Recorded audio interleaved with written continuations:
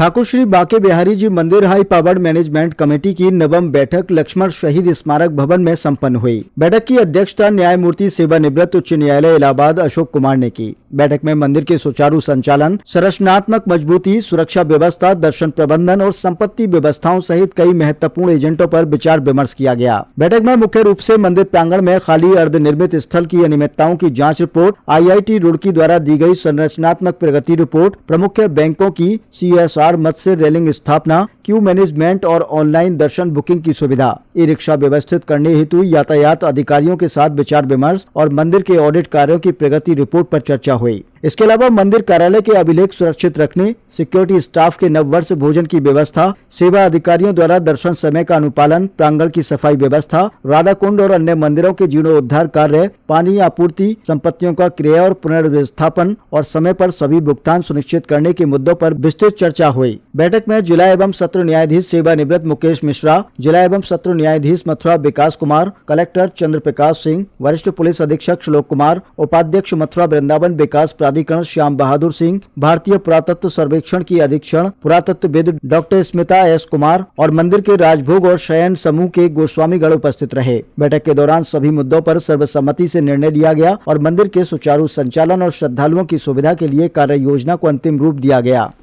कुछ और बिंदुओं पर भी चर्चा हुई जो इस CA की रिपोर्ट में आए हैं, जैसे कि एक बिंदु था कि इन लोगों ने, गोस्वामी सेवादारों ने, सेवायतों ने बहुत से आदेशों का, जो सिविल जज के आदेश थे और न्यायालयों के आदेश थे, उनका पालन नहीं किया।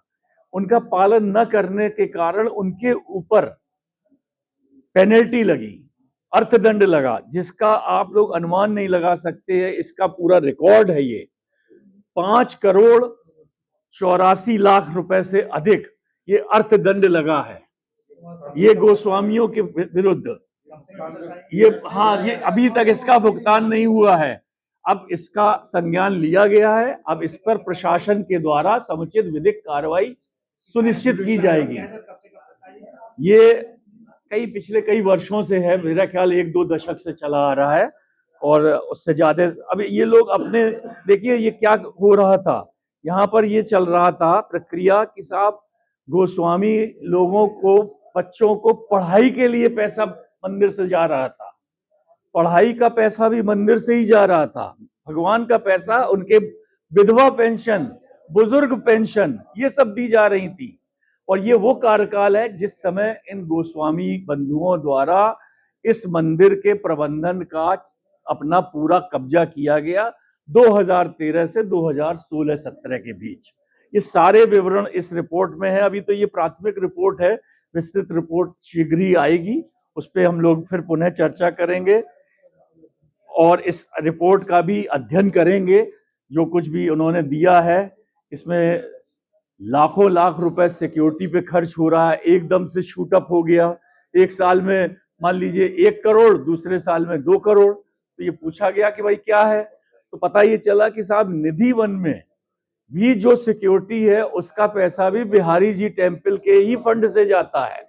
तो पूछा गया ऐसा क्यों, बोले साहब ये परंपरा है। तो हम लोगों ने प्रथम दृष्टया ये डिसाइड किया कि ये परंपरा अगर है तो ये उचित नहीं है, क्योंकि निधि वन वालों को निधि वन ऑक्शन में दिया जाता है, वो उसका प्रबंधन करते हैं, वो उससे मिली धनराशि का उपयोग प्रयोग करते हैं। तो उन्हें अपनी व्यवस्था सुरक्षा की स्वयं करनी चाहिए, न कि उसका बर्डन हमारे ठाकुर जी के ऊपर लादा जाए। तो इस तरह के बहुत विशेष, आज बहुत अच्छा सा ये आया। और ये मैं समझता हूँ ये ऑडिट रिपोर्ट जो है वो अपने आप में एक बहुमूल्य पत्रावली है हम लोगों के लिए। और आने वाले समय में आप लोग देख रहे हैं, हर अच्छी चीज का विरोध होता है, हर अच्छे कार्य का विरोध होता है। तो अगर विरोध हो रहा है तो विरोध करने वाले स्वयं अपने गिरेबान में झांक के देखें कि हम क्या कर रहे हैं और क्या कर रहे थे। लेकिन आने वाले समय में वही होगा जो ठाकुर जी चाहेंगे, और वही होना चाहिए जो आप लोगों को भी अच्छा लगे और आप लोग इसी तरह से अपनी कर्तव्य निर्वहनता का भी कल्याण करें। क्योंकि आप लोग अगर उचित नहीं लिखेंगे उचित नहीं बताएंगे तो उसका भी प्रचार प्रसार से गलत मैसेज जाता है। बिहारी जी उससे भी संतुष्ट नहीं है, मुझे सपने में आते हैं भाई। 1 तारीख से समय परिवर्तन की जो पहले नहीं, समय परिवर्तन जो हो चुका है वो रहेगा। और एक और चीज बता दें, आज माननीय सुप्रीम कोर्ट के सम्मुख कुछ एक याचिका दाखिल हुई थी, उसमें कोई आदेश भी हुआ है। अभी आदेश का अध्ययन नहीं किया, वो हमारे सामने अभी आया नहीं है। क्या आदेश हुआ है, कैसा, क्या, किस लिए ये याचना की गई थी, क्या है उसका विवरण, चूंकि अभी हमारे पास उपलब्ध नहीं है कागजों में। अगर वो आएगा तो हम लोग उस पर विचार करेंगे। और आप लोग स्वयं सब प्रबुद्ध और पढ़े लिखे लोग हैं, आप लोग सब जानते हैं कि माननीय न्यायालयों के निर्णयों का क्या अर्थ है, क्या उसका उद्देश्य। ऐसी कुछ चीजें और प्रगतिशील होनी है, जैसे कि जो अधिनिर्मित एक बना हुआ सा खड़ा हुआ है, उसको आगे क्या ऐसी व्यवस्था करी जाए कि उधर से भी रेलिंग की व्यवस्था कराई जाए, जिससे कि 400 से 500 दर्शनार्थी का मूवमेंट और आसान हो जाएगा। प्लस डायरेक्ट सीधे न जाके कुछ घुमावदार व्यवस्था करी जाए, जिससे कि आराम से किसी धक्का मुक्की से बच के लोग अंदर दर्शन के लिए जाएं और जाकर दर्शन करते हुए निकलते जाएं। ये विशेष व्यवस्था कराने का चर्चा हुई और इस पर बहुत शीघ्र ही आप देखेंगे कि कार्य शुरू होगा।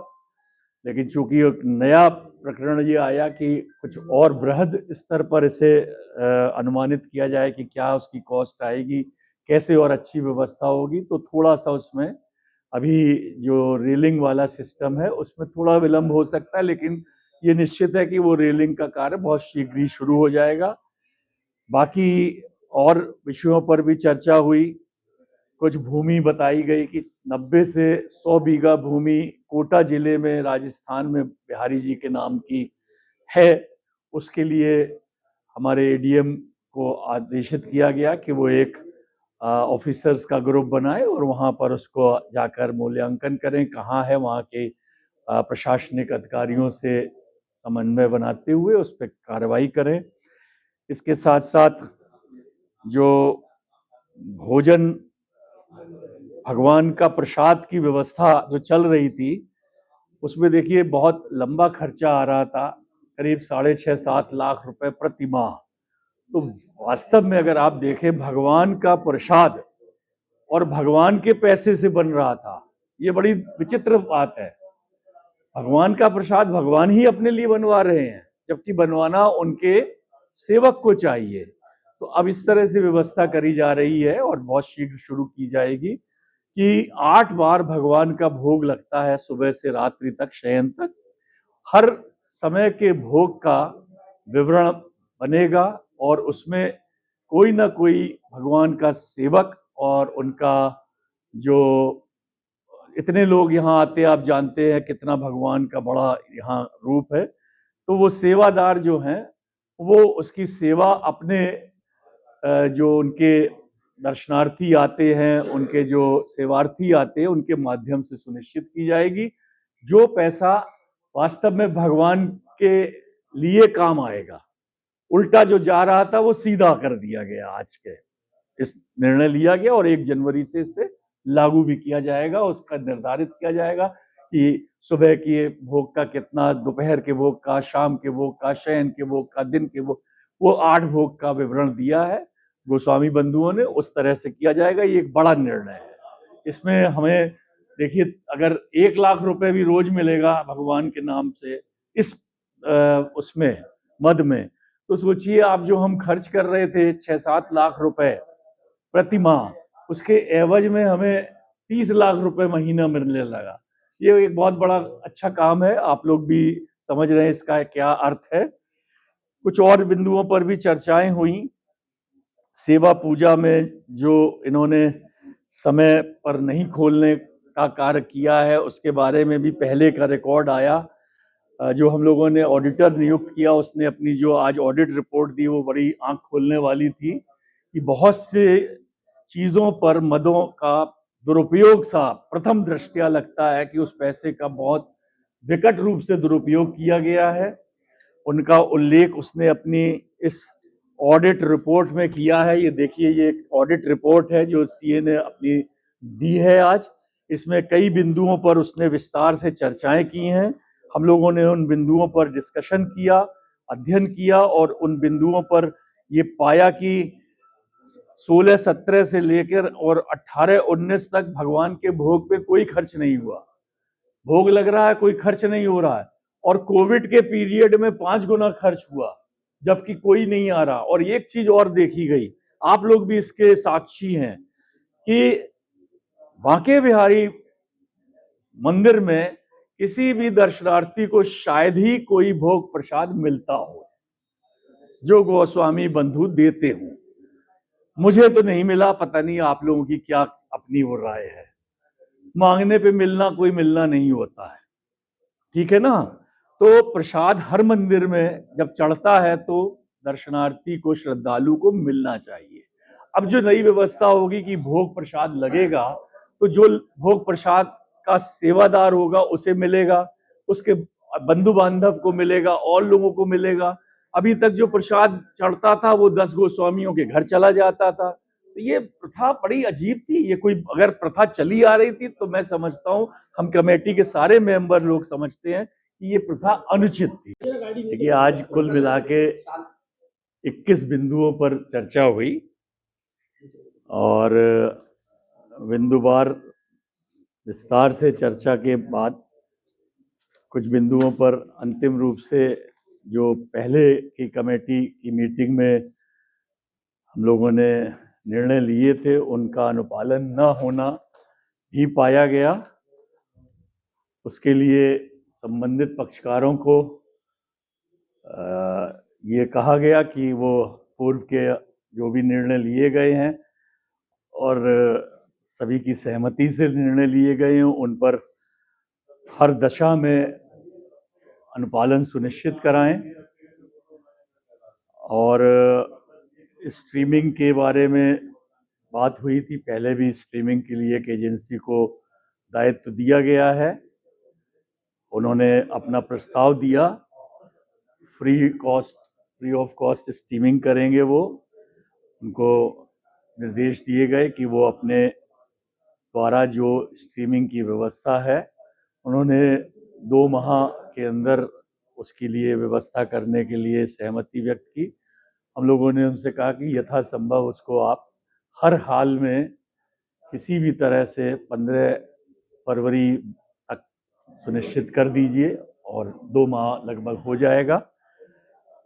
दूसरा बिंदु था कि जो आईआईटी रुड़की से संबंधित प्रस्ताव आया था, उन्होंने 2 बार आके मुआयना करा है।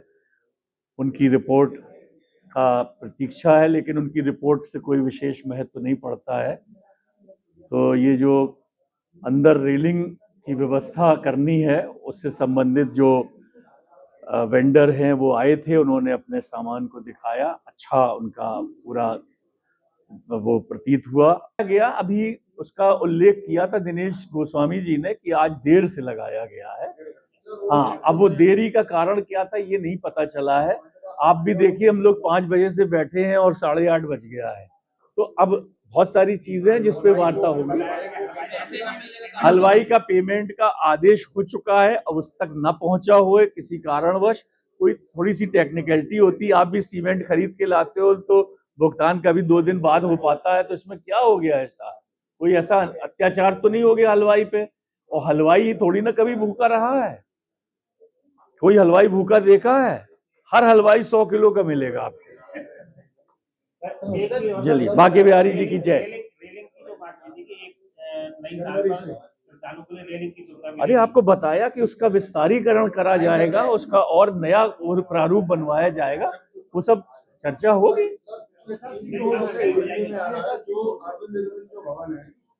उसको लेकर एक कमेटी आपके द्वारा गठित की है। हाँ, उन्होंने अपनी रिपोर्ट दी है, उसमें रिपोर्ट दी है। उन्होंने पहले वाली रिपोर्ट को ही ओके किया है।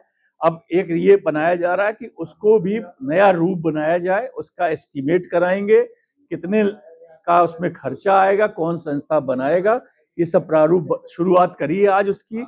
और ईश्वर चाहेगा तो 2-4 महीने में उसका कार्य भी प्रगतिशील हो क्या जाएगा। आप मानते हैं कि अनियमितताएं घटती हैं? नहीं, ऐसा कोई अभी प्रथम दृष्टया कुछ हमारे पास नहीं है। अभी सर, जो पेंशन की आपने बात करी, गोस्वामी जी कह रहे थे हमारी पुरानी पेंशन है जिनके कोई घर में मृत्यु हो जाती थी उनके लिए पेंशन जारी की जाती थी, तो क्या आपके द्वारा पेंशन पर रोक लगाई जाएगी? देखिए, अभी जो विवरण आया है उसका परीक्षण किया गया है, उस पर डिस्कशन किया गया है। क्या किया जाएगा ये कोई जज पहले से नहीं बताता है, निर्णय क्या होगा। अभी निर्णय सुरक्षित मानो।